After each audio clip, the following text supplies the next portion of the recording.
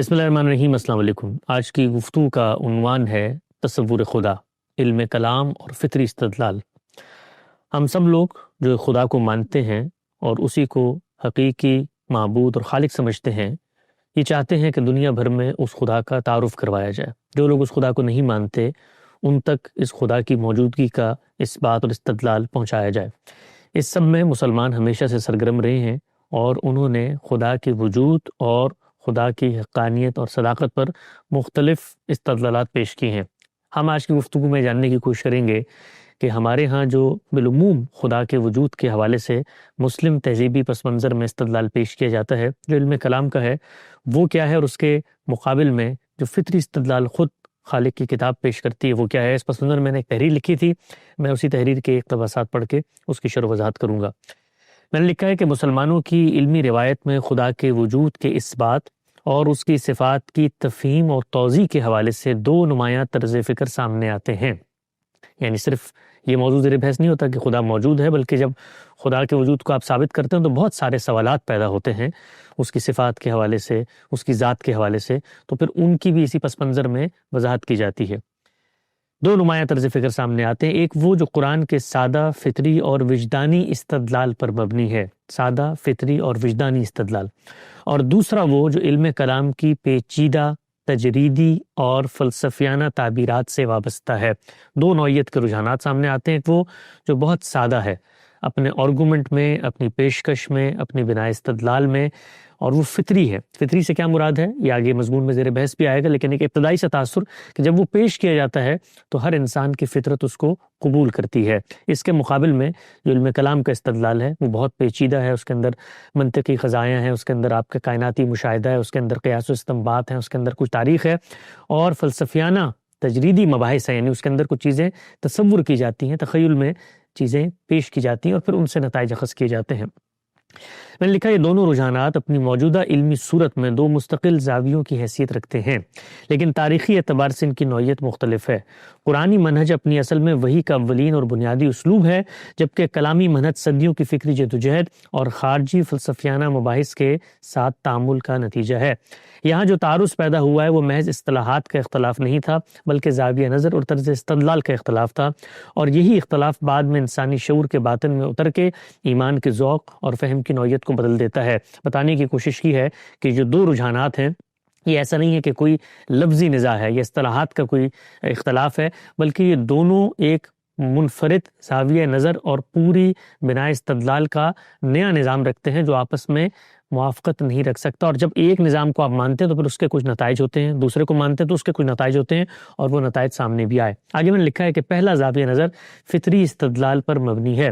جو انسانی شعور، وجدان، تجربے اور مشاہدے کو بنیاد بناتا ہے، جبکہ دوسرا رجحان فلسفیانہ قیاسات، عقلی مشگافیوں اور کلامی اصطلاحات کے ذریعے حقائق کو پیچیدہ منطقی قضایا میں ڈھال کر ثابت کرتا ہے۔ یوں مسئلہ صرف یہ نہیں رہتا کہ کیا ثابت کیا جا رہا ہے، بلکہ یہ بھی کہ کیسے ثابت کیا جا رہا ہے۔ یہی وہ طرز فکر ہے جیسے علم کلام کے معیدین نہ صرف دینی مقدمات کے ثبوت کی اولین بنیاد قرار دیتے ہیں، بلکہ اسلامی علوم کی پوری عمارت بھی اسی پر استوار سمجھتے ہیں۔ چونکہ دین کا مقدمہ خدا سے شروع ہوتا ہے، تو اب خدا کے اس بات کے لیے جو ہمارے ہاں طریقہ کار پیش نظر رہا امت کی علمی تاریخ میں، اس کو علم کلام کے معیدین یا اس کے احباب پیش کرتے ہیں۔ تو وہ نہ صرف یہ کہ اس کو پیش کرتے ہیں، بلکہ وہ اس کو دین پر ایمان، غور و فکر اور خدا کے وجود اور اس بات کی اولین بنیاد بھی قرار دیتے ہیں، اس پورے کے پورے منہج کو۔ ان کے نزدیک جو لوگ اس چیز کو درست سمجھتے ہیں، ان کے نزدیک جیسے فقہ انسانی افعال سے متعلق شرعی احکام کو منظم کرتی ہے اور اصول فقہ ان احکام کے استنباط کے لیے ایک نظریاتی سانچہ فراہم کرتی ہے، اسی نوعیت کے ساتھ علم کلام ایمان کے مقدمات، عقائد کی تعریفات اور تصور الوہیت و رسالت کی تشکیل میں کلیدی حیثیت رکھتا ہے۔ ان کے مطابق تفسیر، حدیث اور فقہ جیسے علوم وحی کی نوعیت، نبوت کی حقیقت، انسانی فعل کی ذمہ داری اور خدا کے افعال کی حکمت جیسے بنیادی سوالات کے جوابات علم کلام ہی سے اخذ کرتے ہیں۔ اسی لیے وہ عقل و نقل کے باہمی تعلق، جبر و اختیار کی کشمکش اور خیر و شر کی فکری تعین میں فیصلہ کن معیار علم کلام کے منہاج ہی کو قرار دیتے ہیں۔ علم کلام کے حق میں یہ تصور اس تاریخی پس منظر سے جڑا ہوا ہے جس میں مسلم تہذیبی فکر کو پہلی بار منظم فلسفیانہ چیلنجوں کا سامنا ہوا۔ جب مسلمانوں کا سامنا یونانی فلسفے، منطق اور الہادی اعتراضات سے ہوا تو عقل و وحی کے تعلق کو منظم کرنے کی ضرورت محسوس ہوئی اور اسی سے علم کلام کے مختلف مکاتب فکر وجود میں آئے۔ اس پس منظر میں ایک فریق نے موقف اختیار کیا تھا کہ عقل ایمان کی راہ میں معاون ہے مگر بنیادی میزان وہی ہے، عقل وحی کی معرفت کا ذریعہ ہے، حاکم نہیں۔ اس کے برعکس دوسرے فریق نے عقل کو ماخذ اول قرار دیا اور حسن و قبح، عدل و ظلم اور توحید جیسے بنیادی تصورات کی تعین میں اسے خود مختار مانا، جبکہ وحی کو اس کی تصدیق و تکمیل کا ذریعہ سمجھا۔ یوں علم کلام کے دو بڑے رجحانات سامنے آئے اور رفتہ رفتہ اس علمی منہج کی سمت فطرت، شعور اور قرآنی شہادت کے سادہ اسلوب سے ہٹ کر ایک فلسفیانہ اور منطقی طرز پر مرتکز ہو گئی۔ بتانے کی کوشش کی ہے کہ جس وقت علم کلام اس طرح پہ چلا اور ان کو الزامی سوالات کا سامنا کرنا پڑا، مختلف جو فلسفے دنیا میں ابھر رہے تھے، الہادی نقطہ نظر ابھر رہے تھے، ان کے ہاں خود اپنا ایک علم کلام تھا جس سے وہ خدا کے وجود کا انکار کرتے تھے۔ اس پس منظر میں جب ہمارے لوگوں نے جوابات دینے شروع کیے تو اس میں پھر یہ بحثیں پیدا ہوئیں کہ وحی کا مقام کیا ہے، وحی کیا عقل کے بنا بھی سمجھی جا سکتی ہے، عقل کا مقام کیا ہے۔ تو اس پس منظر میں ایک پورا کا پورا نظام فکر تشکیل ہوا۔ یہ فلسفیانہ تشکیل جتنی بھی منظم دکھائی دیتی ہو، ایمان کے مقدمے کو اس کے فطری اور وجدانی تناظر سے ایک بالکل مختلف سمت میں لے جاتی ہے۔ یہاں سے دونوں مناہج کا اصل فرق خود بخود نمایاں ہونے لگتا ہے، کیونکہ ایک طرف ایمان کو انسان کے زندہ تجربے اور مشاہدے اور داخلی شعور کے ساتھ جوڑ کر دیکھا جا رہا ہے، اور دوسری طرف اسے فلسفیانہ تصورات، تجریدی مقدمات اور مابعد طبیعتی قضائے کی صورت میں مرتب کیا جا رہا ہے۔ چنانچہ علم کلام کا طرز استدلال اگرچہ اپنی ظاہری ترتیب اور منطقی ساخت میں سائنسی اور ریاضیاتی طور پر منظم دکھائی دیتا ہے، لیکن حقیقت میں یہ دین کے اس وجدانی، فطری اور انسانی شعور سے وابستہ اسلوب دعوت سے بالکل مختلف ہے جس کی بنیاد خود قرآن مجید نے رکھی اور جسے رسول اللہ صلی اللہ علیہ وسلم اور ان کے صحابہ نے اختیار فرمایا۔ بحثیں جب آپ پڑھیں گے اس علم کلام کی، آپ نے گزشتہ دنوں بھی کچھ بحثیں سنی ہوں گی، ان جنرل آپ جب اس کا مطالعہ کرتے ہیں تو لگتا ہے کہ ایک بہت بڑا گہرا منظم فلسفہ ہے، چاہے وہ دلیل حدوث عالم کی بات ہو یا چاہے دلیل امکان وجوب کی بات ہو، اس کے اندر بظاہر عقلی منطقی قضایا پیش کی جا رہے ہوتے ہیں اور ایک پورا کا پورا منہج بنتا ہے، پورا کا پورا نظام بنتا ہے استدلالات کا۔ لیکن جب آپ اس کو پڑھنا شروع کرتے ہیں اور اس پر غور و فکر کرتے ہیں تو اندازہ یہ ہوتا ہے کہ یہ ایک ایسی چیز ہے جیسے انسان کسی چیز کو ثابت کرنے کے لیے ایک فلسفہ بناتا ہے، اور اس کے بالمقابل جب آپ فطری استدلال پہ آتے ہیں تو وہاں پر کوئی فلسفہ نہیں بنایا جا رہا ہوتا، کسی چیز کو عقل سے ثابت نہیں کیا جا رہا ہوتا، بلکہ کچھ حقائق کی طرف توجہ دلائی جا رہی ہوتی جس سے آپ کی فطرت، وجدان، باطن، شعور، شخصیت، یہ سب چیزیں اس کو قبول کرنے کے لیے آپ سے آپ لپکتی ہیں۔ یہاں پر استدلال سے مسقط کیا جاتا ہے، قضایا سے ایک نتیجہ برآمد کیا جاتا ہے، اور وہاں پر بنیادی طور پہ حقائق کی معرفت کی طرف توجہ دلائی جاتی ہے۔ کیسے ہوتا ہے یہ آگے زیر بحث آئے گا۔ یہ فرق اس وقت پوری وضاحت کے ساتھ سامنے آ جاتا ہے جب ہم ایمان کے مقدمے کو کائنات کے سب سے قریب ترین تجربے یعنی انسان کی تخلیق میں دیکھتے ہیں۔ بے جان غذائی عناصر کا نطفہ بن جانا، پھر اس نطفے کا بیضے کے اتصال سے غیر مرئی مرحلے سے گزرتے ہوئے 9 ماہ میں شعور و ارادہ رکھنے والی ہستی میں ڈل جانا، یہ پورا سفر محض مادے کی کیمیائی صفات کا ظہور نہیں بلکہ ایک ارادی، علیم و حکیم فاعل کی قطعی شہادت ہے۔ یہاں دلیل کی زبان غیر ضروری ہو جاتی ہے، واقعہ خود بول پڑتا ہے۔ خلق کا یہ مسلسل اور منظم فعل ہمارے سامنے علم، ارادہ، قدرت کی زندہ گواہی بن کر برپا ہے۔ یعنی ہمارے سامنے جب آپ پہلے فطری طرز استدلال کی نگاہ سے چیزوں کی طرف توجہ دلائیں گے تو وہاں پر کوئی ایسے قضایا مرتب نہیں کیے جا رہے کہ جن کو پہلے آپ نے ثابت کرنا ہے۔ مثال کے طور پہ کہ کائنات ازل سے ہے یا کائنات حادث ہے، یا مثال کے طور پہ ہر چیز ممکن الوجود تھی، ایک واجب الوجود، اس میں کوئی چیز ثابت نہیں کی جا رہی ہوتی۔ جو چیز سامنے ہوتی ہے وہ آپ اپنا ثبوت ہوتی ہے۔ تو دیکھیے اس میں جو سب سے قریب ترین تجربہ ہوتا ہے جو قرآن کا فطری وجدانی استدلال ہے، اس کی تفصیل آگے شروع ہوگی، وہ انسان سے شروع ہوتا ہے۔ تو انسان کیا ہے؟ ہم یہ جانتے ہیں کہ انسان بنایا گیا ہے، وہ بننے کا عمل چونکہ خود ہمارے اپنے ذریعے سے ہو رہا ہوتا ہے۔ ہم یہ جانتے ہیں کہ جو بے جان غذائی عناصر ہم کھاتے ہیں، آٹا، گیہوں، دال، چاول، ان کے اندر کوئی اس طرح کا پوٹینشل صلاحیت نہیں موجود کہ جس کے ذریعے سے انسان کی تخلیق ہو جائے۔ تو ہمارے سامنے اس مادے سے حیات پیدا ہوتی ہے، ہم کھاتے ہیں تو اس سے ایک نطفہ اور بیضہ بنتا ہے، اس مادے میں حیات سے جو چیز وجود پذیر ہوتی ہے وہ شعور کے ساتھ ہوتی ہے۔ تو خلق کا یہ عمل جا بجا بکھرا ہوا ہمیں نظر آتا ہے، خود ہماری تخلیق اس کا ولین ترین مظہر ہے۔ کیسے اس کو قرآن مجید آگے بیان کرتا ہے وہ ہم پڑھیں گے، لیکن اگر آپ دیکھیں تو سب سے قریب ترین کا تجربہ ہے، اور اس تجربے میں کہ یہ چیز کہ ہم بطور انسان بنائے گئے ہیں، اس میں کائنات کی کوئی ہستی، چاہے وہ سائنس، فلسفہ، علم کلام، الہات، کوئی انکار کر ہی نہیں سکتا، اس لیے کہ تخلیق کا یہ عمل ہمارے سامنے ہو رہا ہوتا ہے۔ ہم خود تخلیق کے ایک عمل میں اعلی کار کی حیثیت شامل ہے، کیونکہ تخلیق کا عمل ہم خود کر رہے ہوتے ہیں، ہمارے اندر ہو رہا ہوتا ہے، ہم ارادے سے کرتے ہیں، اور جیسے ہی ہوتا ہے تو مادے میں شعور میں حیات، وہ ہماری آنکھوں کے سامنے آتی ہے، اس لیے کہ ان غذائی عناصر میں چیز نہیں پائی جاتی۔ یہ بحث یہاں پر نہیں ہو رہی کہ الہاد اگر مثال کے طور پہ یہ کہے کہ بھائی وہ تو ایک تسلسل کے ساتھ ارتقاء کا نتیجہ ہے، وہاں پر بھی ان کو یہ ماننا پڑتا ہے کہ اس تسلسل سے ہونے کے بعد ایک چیز خلق کے عمل سے گزر رہی ہے، تو خلق کا عمل تو ہو رہا ہے، اس میں کوئی شبہ نہیں ہے۔ تو یہ جو پہلا فطری استدلال ہے، جب یہ گفتگو شروع کرتا ہے تو کائنات میں جو میرا قریب ترین تجربہ ہے اس سے بات کا آغاز کرتا ہے۔ اسی حقیقت کو اگر ایک اور زاویے سے دیکھا جائے تو سب سے پہلی چیز جو ہمارے سامنے آتی ہے وہ یہ کہ انسان فی نفس ہی مخلوق ہے۔ مذہب کا مقدمہ بھی دراصل اسی سادہ وجودی حقیقت سے شروع ہوتا ہے۔ وجودی حقیقت کا مطلب کیا ہوتا ہے؟ ایگزسٹینشل ایویڈنس، یعنی اس کے لیے مجھے کوئی قضایا مرتب کر کے، کوئی قیاسات کر کے کوئی استدلال نہیں کرنا کہ کائنات جو ہے وہ حادث ہے، وہ پہلے ازل سے وجود پذیر ہوئی، پہلے عدم میں تھی، عدم سے وجود پذیر ہوئی، کرتے کرتے معاملات یہ گئے، جب کوئی چیز عدم سے وجود میں آتی ہے تو اس کا مجھے کچھ نہیں کرنا۔ یہاں پر جو میں گفتگو کر رہا ہوں یا جو بات پیش کر رہا ہوں وہ میرے اور دنیا بھر کے درمیان ایک مشترک حقیقت ہے۔ اس کو بالکل اردو میں ہم کہتے ہیں آفتاب آمد دلیل آفتاب، یعنی سورج کا آنا ہی اس کی دلیل ہے، ہمیں کچھ بتانے کی ضرورت نہیں ہے۔ تو لکھا ہے میں نے کہ اسی حقیقت کو اگر ایک اور زاویے سے دیکھا جائے تو سب سے پہلی چیز جو ہمارے سامنے آتی ہے وہ یہ کہ انسان فی نفس ہی مخلوق ہے۔ مذہب کا مقدمہ بھی دراصل اسی سادہ وجودی حقیقت سے شروع ہوتا ہے۔ ہم جانتے ہیں کہ ہماری غذا کے بے جان عناصر نطفے تک کیسے منتقل ہوتے ہیں، نطفہ کس طرح انسان بن جانے کی پوری صلاحیت رکھتا ہے، اور بیضے کے اتصال کے بعد ایک نہ دکھائی دینے والی حقیقت کس طرح شعور، ارادہ اور شخصیت کی حامل ہستی میں بدل جاتی ہے۔ سب مراحل آنکھوں کے سامنے ہیں، اور پھر بھی ہم خوب جانتے ہیں کہ نہ غذا میں انسان پوشیدہ تھا، نہ مٹی میں، نہ اس کی کیمیائی ساخت میں، نہ کوئی ایسی قوت تھی جو خود بخود مادے کو حیات اور حیات کو شعور میں بدل دے۔ یہ سب کچھ تخلیق، اور تخلیق کا یہ فعل اعلان کرتا ہے کہ انسان مخلوق ہے۔ اس اعلان سے کوئی شخص مفر اختیار نہیں کر سکتا۔ میں نے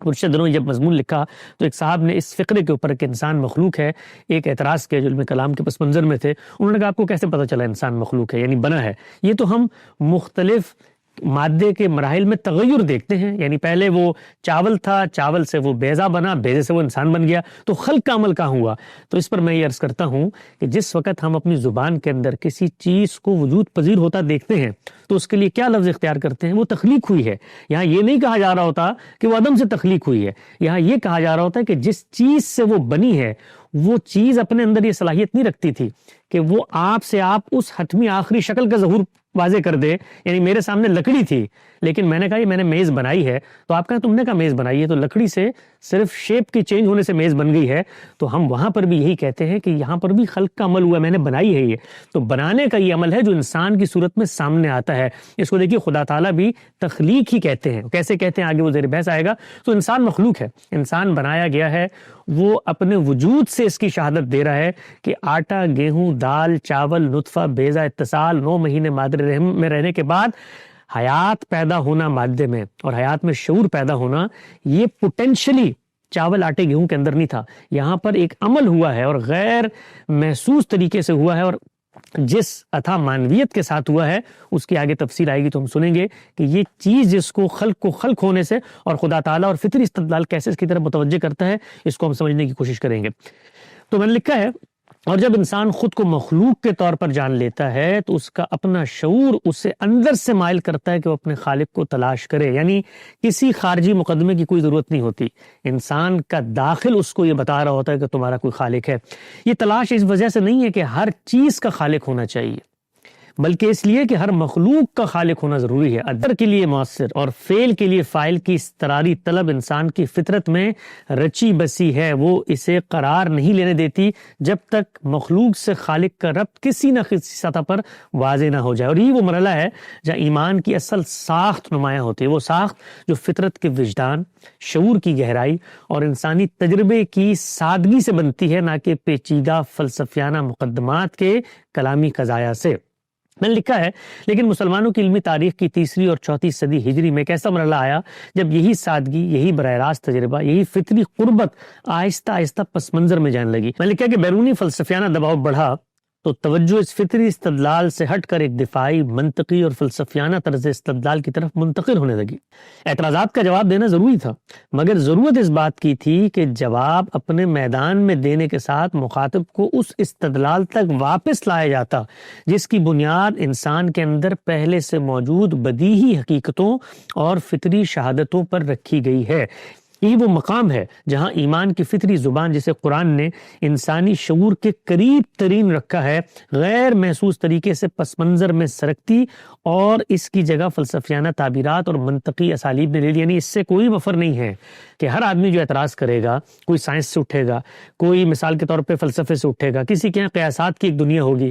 جو بھی آتا ہے وہ آنے کے بعد ہم نے اس کو مطمئن کرنا ہے، جواب دینا ہے، مکالمہ کرنا ہے، گفتگو کرنی ہے، لیکن گفتگو اس کے میدان میں جا کر کرنی ہے یا اس کو اپنے میدان میں لا کر کرنی ہے۔ اور ہمارا جو میدان ہے وہ میدان انسان کا میدان ہے، انسانی فطرت کا میدان ہے، اور اس فطرت کے اندر موجود اس استراری علم، ان وجودی حقائق کا میدان ہے کہ جس سے جو شخص جس بھی نقطہ نظر پہ کھڑا ہو مفر اختیار نہیں کر سکتا، اس کو اس پر آنا پڑے گا، ورنہ اس کو اپنے انسانی شرف سے محروم ہونا پڑے گا، اپنی فطرت سے انکار کرنا پڑے گا۔ ملکہ متکلمین کا یہ ڈھانچہ خلا میں نہیں بنا تھا۔ یونانی منطق، نیو پلاٹونزم اور دہری یا حلولی اعتراضات کے جواب میں یہ اسکیم سامنے آئی، اور رفتہ رفتہ دفاع اصل پر غالب آ گیا اور وسیلہ مقصد بن گیا۔ یوں یہ دفاعی منہج اصل دعوت پر چھا گیا اور فطری استدلال حاشیے پر چلا گیا۔ یہ فرق صرف طرز استدلال کا نہیں تھا، بلکہ ایمان کی معنویت اور اس کے ذوق پر براہ راست اثر ڈالنے والا فرق تھا۔ یعنی جس وقت آپ اس ذریعے سے میرا ایمان ثابت کرتے ہیں، تو پھر اقبال نے کہا تھا، زندہ قوت تھی یہ جہاں میں توحید کبھی، آج کیا ہے فقط ایک مسئلہ علم کلام۔ پھر اس صورت میں توحید میرے لیے ایک عقلی، علمی، تاریخی، قیاس پر مبنی فلسفیانہ مقدمہ بن جاتی ہے، وہ میرے شعور کے اعماق سے اٹھنے والا جواب نہیں بنتی۔ میں نے لکھا ہے کہ چنانچہ علم کلام کے مباحث میں ایسے مسائل مرکزیت اختیار کر گئے جن کا دین کی اصل دعوت، اس کی اصل روح، اس کے اخلاقی مقاصد سے براہ راست کوئی تعلق نہیں تھا۔ امکان کذب باری، کیا خدا جھوٹ بھی بول سکتا ہے؟ تعدد قدیم بالذات اور حوادث لا اول لها جیسے سوالات دراصل انہی فلسفیانہ مقدمات کی پیداوار تھے جو وجود، تخلیق اور صفات الہی کے عقلی تجزیے سے متعلق تھے۔ یعنی ہم اٹھے اور خدا کی ذات پر ہونے والے اعتراضات، خدا کی صفات پر ہونے والے اعتراضات کا جواب دینے کے پیچھے چل پڑے، جس ذات کی معرفت اور شعور ہمارے پاس کچھ نہیں ہے۔ تو پھر ہم نے کیا کیا؟ ایک عقلی قیاسات کی دنیا بنائی۔ خدا کے وجود کے اس بات کے لیے علم کلام کی مرکزی دلیل حدوث عالم بظاہر مضبوط عقلی قیاس ہے، مگر اس کا پہلا مقدمہ ہی محل استدلال ہے کہ عالم حادث ہے۔ جب دلیل کا بنیادی مقدمہ ہی قطعی نہ ہو تو وہ دلیل جیسے فیصلہ کل برہان سمجھا گیا خود غیر محکم رہتی ہے۔ لہذا خالق کے وجود پر استدلال کا پورا مقدمہ خود اپنے ثبوت کا محتاج بن جاتا ہے۔ یوں پوری کلامی عمارت ایک دوہری غیر یقینی میں الجھ جاتی ہے۔ یعنی آپ دیکھیے علم کلام میں خدا کے وجود کے اس بات کے لیے جو سب سے قوی دلیل، جس پہ پورے علم کلام کی کہا جاتا ہے عمارت کھڑی ہے، وہ دلیل حدوث عالم ہے۔ اس پر ایک تفصیلی میرا مضمون موجود ہے، اس کو وہاں پڑھ سکتے ہیں۔ اس دلیل پر مسلم علماء نے تنقید کر کے بتایا کہ اس کو خدا کے وجود کی قطعی شہادت کے طور پہ بالکل نہیں پیش کیا جا سکتا، اس لیے کہ اس میں دو مقدمات ہیں۔ پہلا مقدمہ یہ ہے کہ اس عالم کے اندر میں تغیر کو دیکھتا ہوں، یہ تغیر مجھے یہ بتاتا ہے کہ یہ عالم حادث ہے، اور جب میں یہ مانتا ہوں کہ عالم حادث یعنی بنایا گیا، عدم سے وجود میں آیا ہے، تو پھر اس کو بنانے والا بھی کوئی ہونا چاہیے، چنانچہ وہ بنانے والا ایک خالق ہمارے ہاں موجود ہے۔ اس پر علماء یہ توجہ دلاتے ہیں کہ جب آپ یہ پہلا جو قضیہ ہے اس مقدمے کا کہ عالم حادث ہے، تو آپ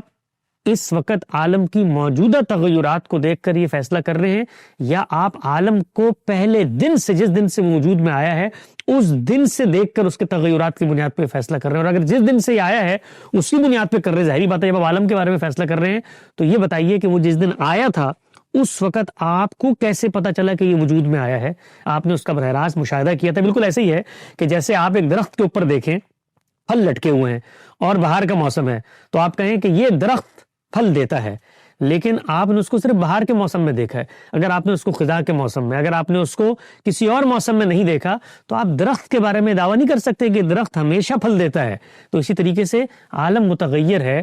عالم حادث ہے، یہ فیصلہ میں اس وقت کے مشاہدے پہ کر رہا ہوں یا جس وقت وہ عدم سے وجود میں آیا تھا؟ تو اسی لیے جب یہ اعتراضات پیش کیے گئے تو ہمارے دلیل حدوث عالم کو سامنے والے جو لوگ تھے انہوں نے ہوا میں اڑا دیا، ان کو تو ایک طرف رکھی، مسلم علماء جو خود اس پر غور کر رہے تھے انہوں نے کہا یہ کوئی قطعی شہادت اور برہان نہیں بن سکتی، اس لیے کہ اس کا جو پہلا مقدمہ ہے یہ خود محل استدلال ہے، ہمیں بتانا پڑے گا کہ ہم عالم کو پہلے دن سے دیکھ رہے ہیں۔ تو اس طرح کے دلائل جب دیے گئے تو اس کا نتیجہ کیا نکلا کہ جو سامنے لوگ موجود تھے انہوں نے اس پر عقلی اشکالات کرنے شروع کر دیے۔ پھر عقل اور نقل کی ایک دنیا ہے جس کے اندر ہمارا علم کلام الجھا ہوا نظر آتا ہے، وہ پھر اپنی دلیل حدوث کے جواب دیتا ہے، تو خدا، توحید، اس کا فطری استدلال وہ ایک طرف رہ جاتے ہیں، اور اپنے قیاسی استنباط سے بنائے گئے مقدمات کے دفاع کے اندر خدا کا وجود ثابت کیا جا رہا ہوتا ہے۔ فلسفہ چونکہ وجود کے مراتب اور ان کی تعریفات سے شروع ہوتا ہے، اسی لیے واجب الوجود، ممکن الوجود، قدیم بالذات، حادث بالذات جیسے تصور وضع ہوئے جن کی بنیاد محض تجریدی عقل اور تخیل ہے۔ انہی مقدمات سے وہ سوالات پیدا ہوئے کہ اگر خدا قدیم بالذات ہے تو اس کی صفات بھی قدیم ہوں گی یا حادث ہوں گی، یعنی اگر خدا ہمیشہ سے ہے تو پھر صفات بھی کیا ہمیشہ سے ہیں، یا صفات کا ظہور بعد میں ہوا؟ تو اگر صفات کا ظہور بعد میں ہوا ہے تو صفات قدیم ہیں یا صفات حادث ہیں؟ کلام الہی حادث ہے، یعنی اللہ تعالیٰ نے جو کلام پیش کیا ہے وہ تو ظاہر بات ہے نا کہ ایک وقت میں پیش کیا ہے، تو کیا وہ مخلوق قرار پائے گا؟ علم کلام نے ان سوالات کو دفاعی طور پر قبول کر کے مذہبی نصوص کی تعویلوں کے ساتھ ایک وسیع منطقی اور فلسفیانہ عمارت کھڑی کی، جس کی بنیاد قرآن کے فطری شعور ایمان میں نہیں بلکہ یونانی فلسفے کے سوالات میں تھی۔ یعنی جہاں سے وہ سوالات پھوٹ رہے تھے اور جس خدا کو آپ نے ثابت کرنا تھا، جس کے بحاف پر جوابات دینے تھے، وہ اس خدا کی کتاب، اس کے فطری استدلالات سے نہیں بلکہ جو منہاج دوسروں نے مقرر کیا تھا، عقل، اس کی بنیاد پر ہم نے بھی وہی کام کیا کہ جس طرح ان کے سوالات قیاسات سے پیدا ہو رہے تھے تو ہم نے بھی قیاسات سے جواب دینا شروع۔ نتیجہ یہ ہوا کہ خدا پر ایمان جو قرآن میں ایک تجرباتی، وجدانی اور فطری حقیقت ہے، ایک تجریدی، ایبسٹریکٹ، منطقی قضیہ بن گیا۔ ایمان جو ایک زندہ لمحہ تسلیم تھا، ایک نظری بحث میں تبدیل ہو گیا۔ یقین کی جگہ اگلی تصدیق نے لی اور تسلیم کی جگہ تشکیک پیدا ہونے لگی۔ ایمان کی اصل کیفیت تعلق، حضوری اور خشوع نظری تعبیرات میں تحلیل ہو کے رہ گئے۔ خدا جب پکارتا ہے انسانوں کو کہ آؤ میری عبادت کرو، میں ہی تمہارا رب ہوں، میں ہی تمہارا پالن ہار ہوں، تو وہ کیا کرتا ہے؟ اور جو وہ کرتا ہے جب اس کو انسان کی فطرت تسلیم کر لیتی ہے تو اس کے جواب میں کیا چیز پیدا ہوتی ہے؟ تو میں نے لکھا کہ تعلق پیدا ہوتا ہے، حضوری پیدا ہوتی ہے، خشوع پیدا ہوتا ہے۔ یعنی پھر ہم اس منعم حقیقی جس کی نعمتوں کے استفادے کے نتیجے میں ہمارے دل اور ہمارے اعماق میں جذبہ شکر و سپاس پیدا ہوتا ہے، اس کے ساتھ اپنے تعلق کا اظہار کرنا چاہتے ہیں۔ وہ پرستش کی صورت میں کرتے ہیں، وہ خدا کے ساتھ اطاعت کی صورت میں کرتے ہیں، اور وہ پھر اس پالنہار کے سامنے نظر پیش کرنے کی صورت میں کرتے ہیں۔ یہ تصور پیدا ہوتا ہے، وہ محض علت العلل بن کر میرے لیے کسی عقلی مقدمے کی تشفی نہیں بنتا، بلکہ میری شخصیت اور میری روح جس سوال کی تلاش میں تشنا اور پیاسے تھی، وہ اس کو سیراب کرنے والے ایک امرت دھارے کے تصور میں سامنے آتا ہے۔ میں نے لکھا کہ اس کے برخلاف قرآن کا منہج نہایت سادہ، وجدانی اور براہ راست ہے۔ وہ خدا کے وجود کو نہ کسی فلسفیانہ تعریف کا محتاج بناتا ہے، نہ مابعد طبیعتی میٹافزیکل مقدمات کا، وہ انسان کے شعور اور فطرت کو براہ راست مخاطب کرتا ہے۔ ارشاد فرمایا افی اللہ شک فاطر السماوات والارض، کیا اس خدا میں شک ہو سکتا ہے جو زمین و آسمان کا پیدا کرنے والا ہے؟ یعنی خدا اپنے مقدمے کو یہاں سے نہیں شروع کرتا کہ آؤ میں بتاتا ہوں کہ عالم پہلے حادث تھا یا یہ سب چیزیں ممکن الوجود تھیں۔ کہتا ہے تم لوگ شک بھی کر سکتے ہو اس بات میں کہ اس کائنات کو بنانے والا خدا کے علاوہ بھی کوئی ہے۔ یہ دیکھیے، یہ دلیل کسی رسمی ساخت نہیں بلکہ وہ وجدانی ندا ہے جو انسان کے اندر پہلے سے موجود فطری شعور کو جگاتی ہے۔ کہتے ہیں کیا فرمایا؟ افرأیتم ما تمنون اانتم تخلقونہ ام نحن خالقون، یعنی تم لوگ جو نطفہ ڈالتے ہو، کیا تم اسے پیدا کرتے ہو یا ہم پیدا کرنے والے ہیں؟ یعنی یہ سوال تو خارج از امکان ہے کہ تم مخلوق ہو، مخلوق تو تم ہو، تم دیکھتے ہو کہ تم بنائے گئے ہو۔ سوال کا خدا جواب ہم سے مانگتا ہے، ہم خدا سے اس سوال کا جواب مانگتے ہیں نا، اور لوگ اہل ایمان سے اپنے خدا کے اس بات کا جواب، خدا ہم سے جواب مانگتا ہے، مخلوق سے جواب مانگتا ہے اور پوچھتا ہے کہ تم مجھے بتاؤ کہ تم خود اپنے خالق ہو یا تمہارا کوئی خالق موجود ہے۔ اگر تم نہیں ہو اپنے خالق تو پھر اعلان کرو خالق موجود ہے، اور اگر اس خالق کا انکار کرتے ہو تو خود اس جگہ پر آؤ کہ خود پھر تم خالق بنو۔ تو یہ قرآن مجید کا وہ اسلوب ہے جس سے وہ انسان کو متوجہ کرتا ہے خدا کے وجود اور اس کے اس بات کے حوالے سے۔ اور پھر فرمایا افلا ينظرون الى الابل كيف خلقت، یعنی یہ آیتیں جب ہم پڑھتے ہیں تو ہمیں لگتا ہے کہ یہ آیتیں اللہ تعالیٰ نے قرآن مجید میں شاید ویسے لکھ دی ہیں، یعنی اس کے ذریعے سے ہم ان لوگوں کو جو فلسفے کے پس منظر میں اور افلاطون اور ارسطو کی قیاسات کی دنیا میں کھڑے ہیں، ہم ان کو یہ آیتیں سنائیں گے۔ خالق کائنات اس میں جو استدلال کر رہا ہے وہ استدلال اتنا مسکت ہے، وہ استدلال اتنا مضبوط ہے کہ اس کے آگے کوئی دلیل نہیں ٹھہر سکتی۔ کیا فرمایا؟ افلا ينظرون الى الابل كيف خلقت، وہی دیکھتے نہیں ہو یہ اونٹ جو تمہارے سامنے چلتا پھرتا ہے، دیکھتے ہو اس کو، یہ گھاس کھاتا ہے اور پھر صحراؤں میں تمہارے لیے دنوں پانی کو محفوظ کر کے سواری بنتا ہے، اور پھر تم اس کا دودھ پیتے ہو اور اس کا شکار کرتے ہو اور اس سے لذت اندوز ہوتے ہو۔ یہ سب کچھ جو تخلیق کی صورت میں گرد و پیش میں تمہیں نظر آتا ہے، یہ کیسے بن گئے؟ یہ کس نے بنائے ہیں؟ یہ بنے ہوئے ہیں، تم بھی جانتے ہو بنے ہوئے ہیں۔ افلا ينظرون الى الابل كيف خلقت، یہاں پر آپ دیکھیے وہ جو میں نے ایک سوال ذکر کیا تھا اسی علم کلام کے پس منظر میں کہ خلق کا عمل تو کہاں ہو رہا ہے جی، تو اللہ تعالیٰ بتا رہا ہے خلق کا عمل ہوا ہے، اونٹ کو نہیں دیکھتے کیسے تخلیق کیا گیا ہے، تو ہم اللہ تعالیٰ کو بھی جب اونٹ کہاں سے تخلیق ہوا، یہ تو مادے کے اجزاء کے اندر مختلف تغیرات سے اونٹ بن گیا، ایسا نہیں ہے۔ تو میں نے لکھا ہے کہ یہ نہ واجب الوجود کی اصطلاح ہے، نہ قیاس منطق، صرف مشاہدہ، تجربہ اور فطرت ہے، اور انہی کے ذریعے خدا کی پہچان ہے۔ چنانچہ قرآن خدا کو رب کے طور پر پیش کرتا ہے، وہ ہستی جو پیدا کرتی ہے، پالتی ہے، سنبھالتی ہے، رہنمائی دیتی ہے اور ہر لمحہ انسان کی زندگی میں موجود ہے۔ یہ خدا کا وہ تصور ہے جو صرف ایک ماورائی وجود نہیں بلکہ ایک ذاتی، زندہ، حاضر و ناظر کے تعلق کی شکل میں سامنے آتا، اور جو انسان کے اندر شکر، محبت، خوف اور امید کے جذبات پیدا کرتا ہے۔ یہ واجب الوجود کی دلیلوں سے آپ یہ بتائیے کہ ہر چیز کسی سبب پر مشتمل ہوتی ہے، تو یا پھر آپ مانیے کہ یہ سبب لا انتہا ہے، یا کسی اول علت کو مان لیں، تو اس سے جو تصور خدا آپ منوائیں گے، اور یہ جو قرآن مجید جس تصور خدا کو مان رہا ہے وہ علت اور علل نہیں ہے، وہ زندہ حی قیوم ہستی ہے کہ جس کو جب میں مانتا ہوں تو انسان کے دل میں شکر، محبت، خوف، امید، رجا، تمنا، آرزو، اس کے جذبات پیدا ہوتے ہیں۔ اور وہاں جب میں مانتا ہوں تو پہلے تو کوئی خدا ملتا ہی نہیں، تو پہلے تو کوئی خدا ثابت ہی نہیں ہوتا، وہ تو ایک علت العلل، ایک کاز ثابت کر دیتے ہیں، اس کاز کے ساتھ میرا کوئی وجدانی اور شعوری تعلق پیدا نہیں ہوتا۔ میں نے لکھا ہے قرآن نے تخلیق انسان کے تکوینی مراحل بیان کر کے بتایا کہ کائنات کا یہ ظہور ایک علیم و حکیم ارادے کی کار فرمائی ہے۔ فرمایا بدا خلق الانسان من طین ثم جعل نسلہ من سلالۃ من ماء مہین ثم سواہ ونفخت فیہ من روحی۔ یہاں دیکھیے اللہ تعالیٰ یہ کہتے ہیں کہ تمہیں میں نے مٹی سے بنایا، پھر ثم جعل نسلہ من سلالۃ من ماء مہین، اور پھر اس کے اندر نسل کو جاری کر دیا، وہ جو حیوانی مخلوق بنی۔ پھر اس کے بعد کیا ہوا؟ پھر میں نے اپنی ایک پھونک اس میں پھونکی، وہ امر لطیف، اس کے ذریعے سے تمہیں پھر سمو بصارت ملی اور یہ انسانی شخصیت تمہارے سامنے نمودار ہوگی۔ تو میں نے لکھا ہے کہ یہاں حیاتی مرکبات سے شعور تک کے سفر میں ربوبیت کی مسلسل نگرانی دکھائی گئی ہے۔ یعنی یہ نہیں ہوا کہ آپ ان اجزاء کے اندر تغیر کے ذریعے آپ کہیں تو مخلوق بن گئی، نہیں، خدا نے کہا یہ ربوبیت کی نگرانی میں ہوا ہے، یعنی میں نے یہ کام کیا ہے کہ مٹی سے بنانے کے بعد اس حیوانی وجود کے اندر نسلوں کا اجرا ہوا، اس کو پھر نکسک درست کیا گیا، پھر اس کے بعد اس میں روح پھونکی گئی اور پھر اس کو سمجھنے سننے کی صلاحیت دی گئی۔ یہ مشاہدہ خود انسان کو اس علیم و حکیم خالق کی طرف لے جاتا ہے۔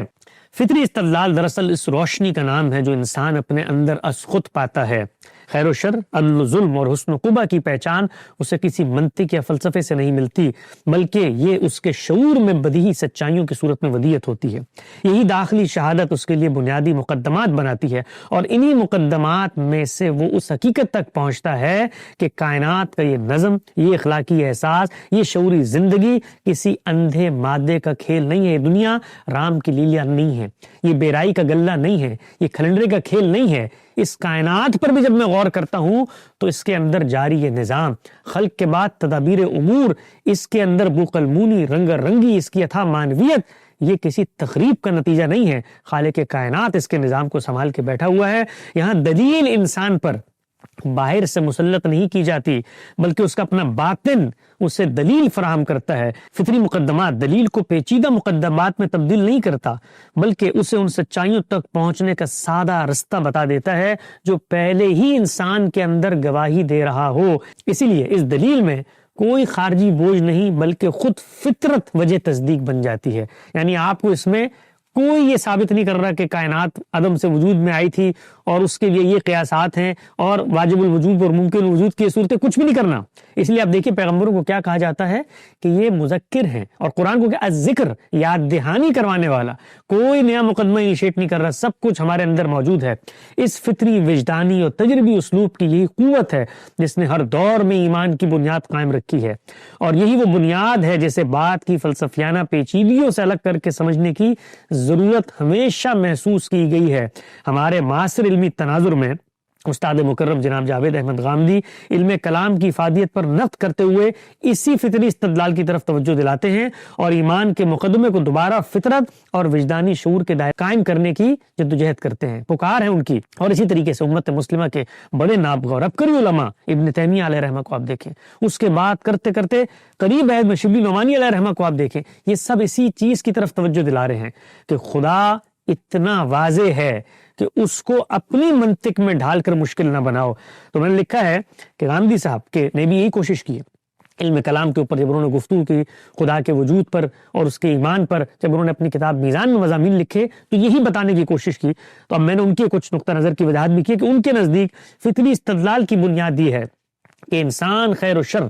عدل و ظلم اور حسن و قبح کا ادراک اپنے اندر پاتا ہے. یہ ادراک استراری ہوتا ہے. استراری کا مطلب یہ ہے کہ میں اس کے آگے بے بس ہوں، میں بے بس ہوں. میں یہ نہیں کہہ سکتا کہ یہ خارج سے کسی نے آ کر پیدا کر دیا. ابھی دیکھیے ہمارے بچوں کی پیدائش ہوتی ہے، جیسے ہی ان کو زبان کا ٹول ملتا ہے، اچھے اور برے کے الفاظ کی پہچان ہو جاتی ہے، وہ خودکار طور پر ہزاروں چیزوں پر حسن و قبح کا ادراک کرنا شروع کر دیتے ہیں. یہ معاشرہ ان کو آ کر نہیں بتاتا کہ یہ چیز حسین ہے، یہ چیز قبح ہے، یہ چیز حسین ہے اور یہ چیز بری ہے. نہیں، ان کا وہ شعور خود سے کام کرنا شروع کر دیتا ہے. یہی معاملہ انسان کے اخلاقی شعور کا ہے، اس کی حصے جمالیات کا ہے. جیسے ہی ان کو زبان ملتی ہے تو وہ آپ سے آپ کام کرنا شروع کر دیتے ہیں. تو میں نے لکھا ہے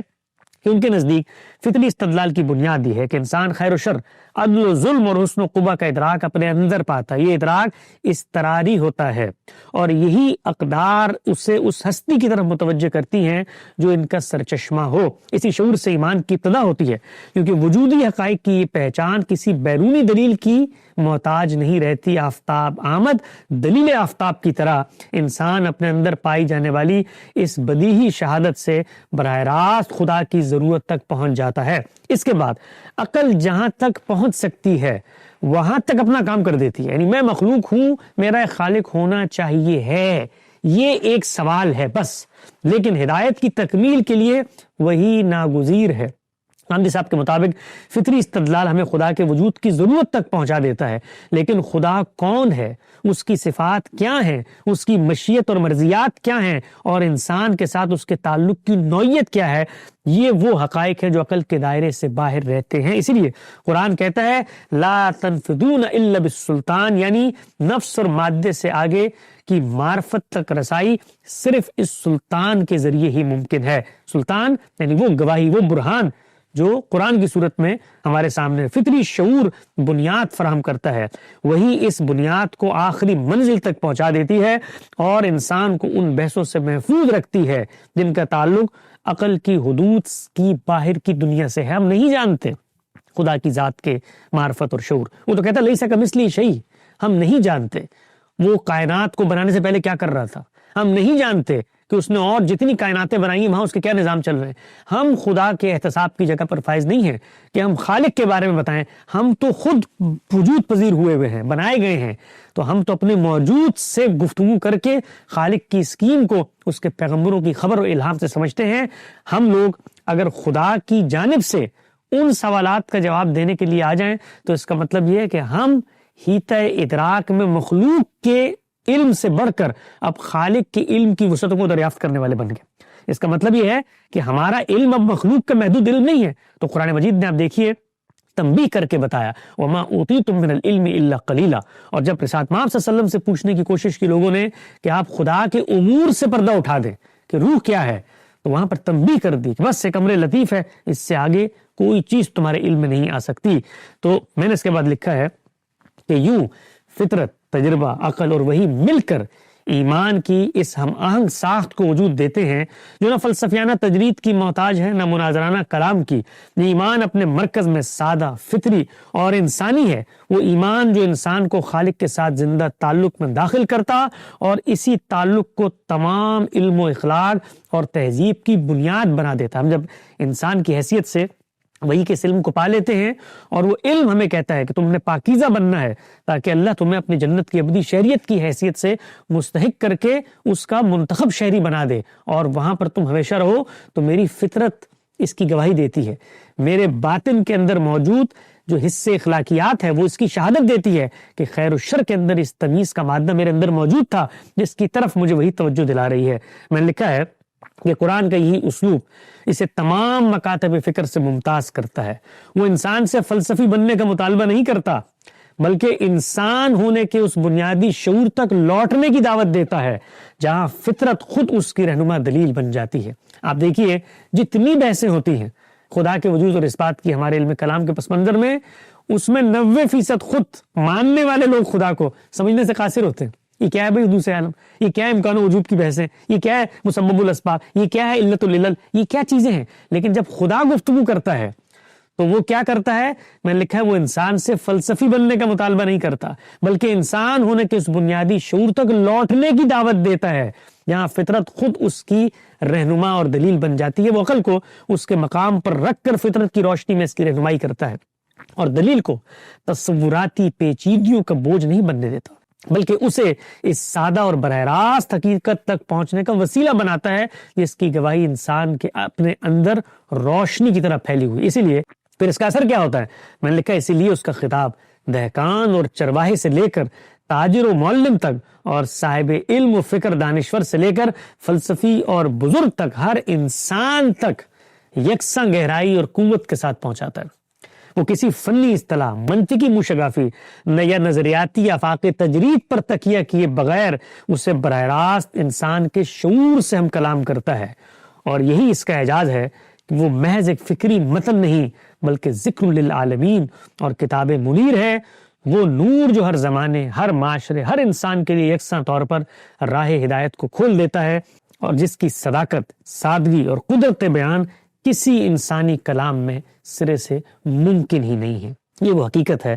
جسے ہمیں سمجھنے کی ضرورت ہے کہ جس خدا کے کلام کو ہم ایک طرف رکھ کے اپنی عقل کے ذریعے اس خدا کا دفاع کرنے کے لیے مباحث تشکیل دیتے ہیں، وہاں خود خدا کا کلام اس خدا کے وجود اور اس بات کے لیے کون سے فطری دلائل اور شہادتیں پیش کرتا ہے۔ جب تک ہم اس پر توجہ نہیں دیں گے اس وقت تک ہم ان لوگوں کو جو خدا کے انکار پر آمادہ ہیں کبھی بھی خدا کے اقرار پر نہیں لوٹا سکتے۔ اقول قولی ھذا واستغفر اللہ لی ولکم ولسائر المسلمین۔